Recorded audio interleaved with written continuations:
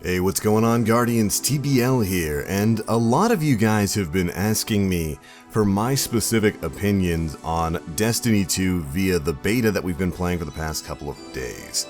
And I figured, you know what, it's about time that I went ahead and just made a video and talked a bit about how I feel when it comes to both the changes to PvE, weapon balance, and PvP in the Destiny 2 beta at least. We do know everything in the beta is subject to change by the time the full game comes out, and of course Bungie's already made a statement saying that the beta itself is a months old build, and that the current working build that they utilize in their testing is different, with stuff like ability cooldowns and grenade damage tuned a bit differently for the full release of the game when it comes out on September 6th.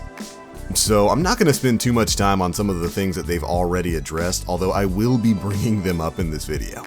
But first thing first, if you've been enjoying the Destiny 2 beta, good news. It has officially been extended an extra 2 days, going on until July 25th. That's right, it's going on until Tuesday this week. So if you wanted a little bit of extra time on the Destiny 2 beta, you can get in there, jump on, and enjoy it just a bit more. Personally, I'm looking to get into a few more games of Countdown. I'm actually really enjoying that game mode. But alright, let's go ahead and jump into the topic of today's video. Now I'm going to try to cover this as clearly as I can. I'm just going to be going basically in order of events in the beta. So we'll be starting with the Homecoming mission, moving on to the Strike, moving on to PvP, and then talking about some of the overall world changes. For the Homecoming mission, and for the beta in itself entirely, I think it's pretty good. It's been pretty good. There's a lot to love in there. Like, the Homecoming mission itself is a great sign of things to come when it comes to Destiny story missions. I talked a little bit about this on the Planet Destiny podcast, but it felt like a real, actual, ongoing world, whereas a lot of the story missions in Destiny 1 were just basically a series of checkpoints where you go to Area X and hold square, go to Area Y and hold square. And the story mission in Destiny 2 felt a lot more alive than that. You know, you have NPCs running for their lives. You have Cade and like Zavala, they're in the fight, teaming up with you for a little bit during some parts of the story mission there. It didn't feel like the standard go here, press X or press square, fight 3 waves of enemies, move on sort of thing that kind of Destiny 1 is known for. So I was very happy with that, and overall I'm pretty happy with the beta. I think a lot of the changes they made, while they're a lot to get used to, like having 2 primary weapons, and then like all of your old special weapons are now power weapons outside of just sidearms, that's definitely a change that takes some adjusting. But I think overall it's been pretty darn good. And if you were to ask me if I like the beta, I would say yes, but I do have quite a few grievances with it. I got a few problems to discuss. The first of which kind of ties in with the next topic of discussion, the Strike. The new Strike is of course the Inverted Spire, and it's a pretty darn good strike. In terms of comparing it to Destiny 1 strikes, it looks pretty good. Again, it's not like the story missions where you just go here and then fight 3 waves, go here, fight 3 waves. It has a nice little way of unveiling itself, and I think the boss fight at the end is pretty cool. Plus, the world space that it takes place in, Nessus, is an incredibly cool looking zone, and like, these are huge environments that you get to just run around and play in, and I really can't wait for the full game to come out just so that I can hit patrol on Nessus and just go exploring. If you spend any amount of time in that strike just running around looking for things, you could find all sorts of interesting little nooks and crannies. Like hidden Vex enemies, a little squad of Fallen desperately fighting against a fleet of Cabal.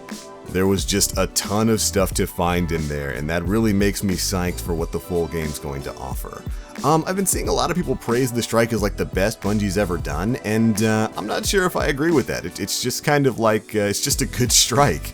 There was nothing really too surprising about it, and yeah, at the end we still had a bit of a bullet sponge boss. So really, the Strike itself was not too different from what you can expect, at least format-wise, when it comes to strikes in Destiny 1. But overall, I liked it. I think it's a good strike. For PvP, it's gonna be quick. I enjoy the new 4v4.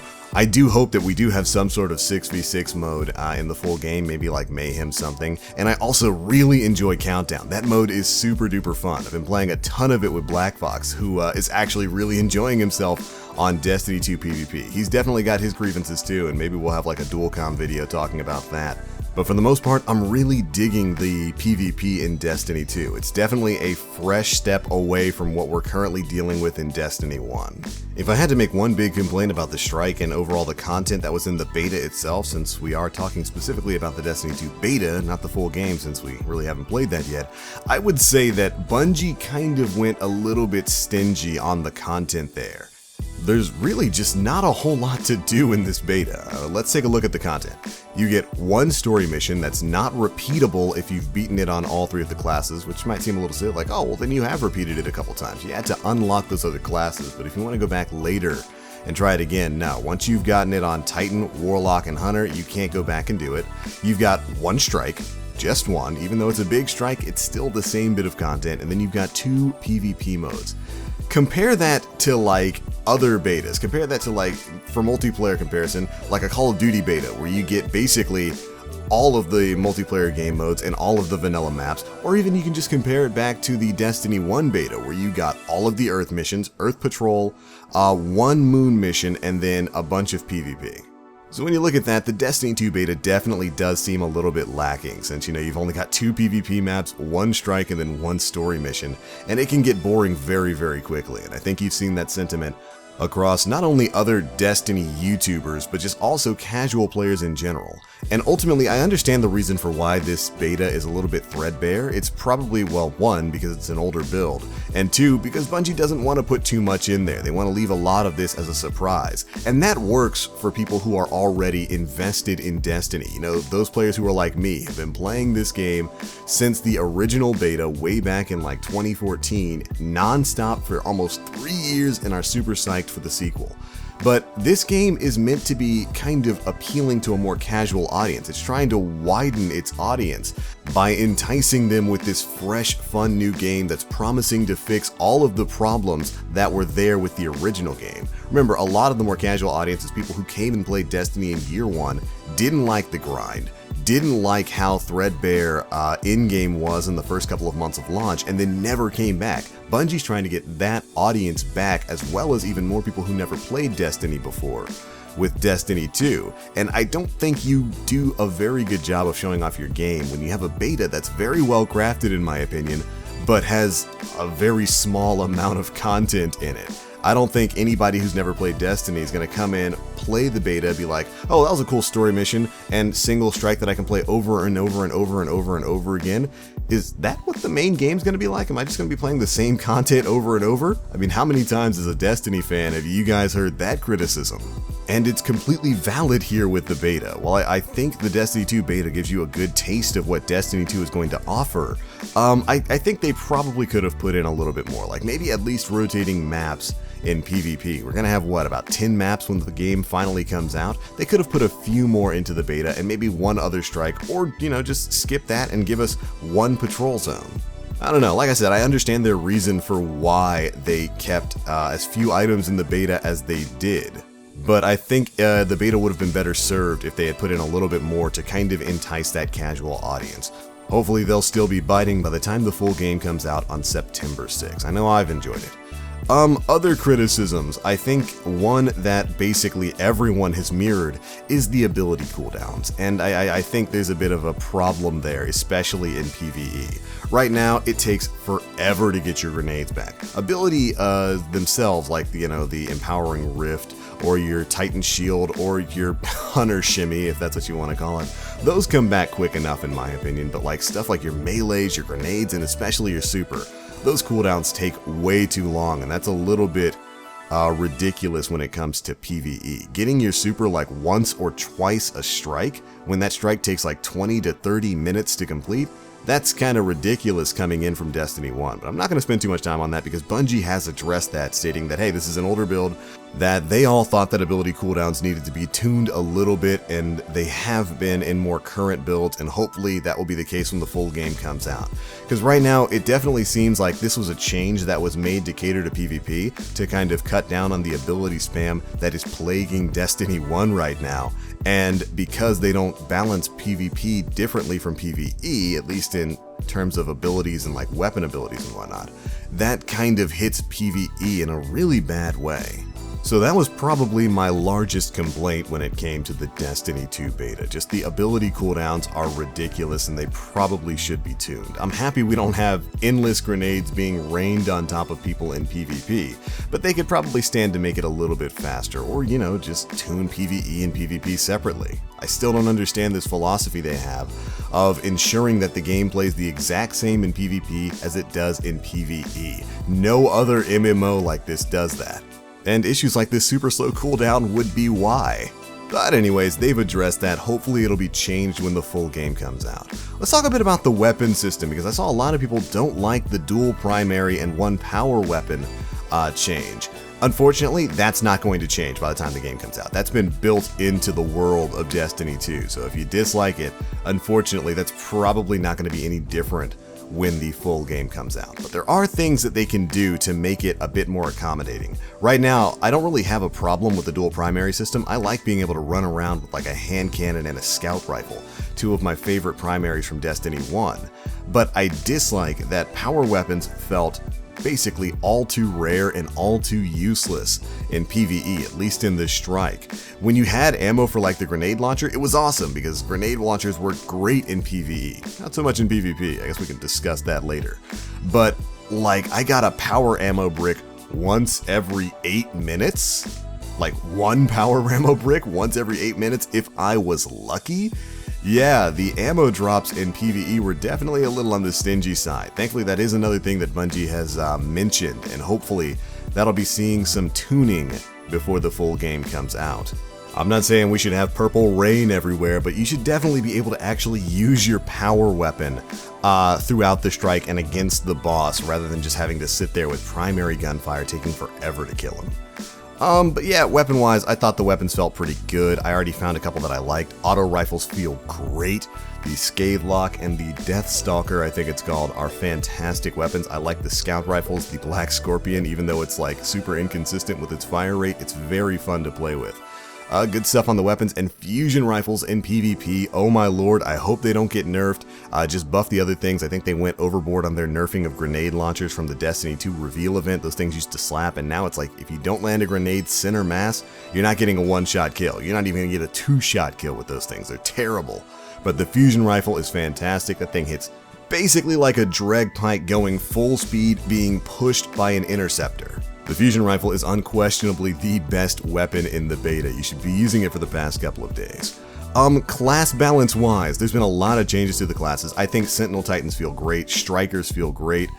Hunters, I think they feel really good. They're the agile class now. You guys know by now they've changed the way jumps work. You can't just fly around as a Titan anymore and beat everybody in a race. No, Hunters are the fast class now, and I gotta say I'm okay with it. It's definitely a change going from Destiny 1, but I didn't have too much trouble adjusting to Hunters in Destiny 2. They've all got triple jump now. It's super good. Their ability could probably use a little bit of work. The shimmy, your marksman's dodge or your gambler's dodge, it's a decent ability, to be able to instantly reload or get your grenade energy back when you melee and dodge near enemies. But when it comes to Titans and Warlocks, they've got these awesome team abilities like the Rift for Warlocks giving people their health back or giving them bonus damage, or the Shield for Titans basically protecting teammates while they're doing whatever. And then you got the Hunter, which is just kind of this little solo ability that doesn't really help anybody. I don't know, it's just kind of weird that they would have that while the other two classes have team boosting abilities. But overall, I think the classes feel pretty good. I'm very happy with the fact that Blink is back on Warlocks. It feels like year one Blink. The only real difference is, of course, that parts of your HUD disappear after you do it for a second or two, and it's just your radar, and that's a good trade-off. That's a good trade-off for Blink being back to a usable state. The Dawnblade class, I love it, but it's also kind of weird because the jumps on that are super duper weird. You go super vertical on them, and I'm still trying to get used to the weird strafing that you can do with it. But overall, it's a fun class. The blade beams are really cool looking. So overall, I'm mostly happy with the classes. My biggest gripe about it is Voidwalker, the Nova Bomb, needs to be changed. It takes way too long to start up. It moves way too slowly to usually hit any target that's actually paying attention, and you have almost no armor when you're casting it, so you get shot out of that thing all the time, and it caused a lot of problems on stream. You can actually go back and watch the archives of it when I was trying to use it to either shut down other supers or just to hit people who were sitting on a countdown point. They would just kind of listlessly move to the left and completely dodge my Nova Bomb, and Yeah, that's probably the one super that definitely needs a change. Everything else felt pretty good. Also, I know I already talked about ability cooldowns, but Bungie, you can chill on the super cooldown. Like, going through an entire match of Control and not having anybody get their super until literally like the last minute of the match, same thing with Countdown, you could probably chill on that a little bit. There were matches where like nobody got their super at all over the course of the match, and I thought that was a little bit ridiculous, which hopefully that's something that they're going to be tuning for the full release, because that's definitely a huge change coming from Destiny 1. But overall, yeah, those are my thoughts on the Destiny 2 beta. I think it's a pretty good beta. It's a sign of things to come, and I think it's a pretty good sign when it comes to the story direction, and like the story missions and strike direction all looks great. PvP is fun. It's definitely a big, good change from Destiny 1, but there's a lot of things that do need to be fixed. But thankfully, that's what a beta is for. Stress testing your network and checking to see what final tunings you need to make before the game officially comes out.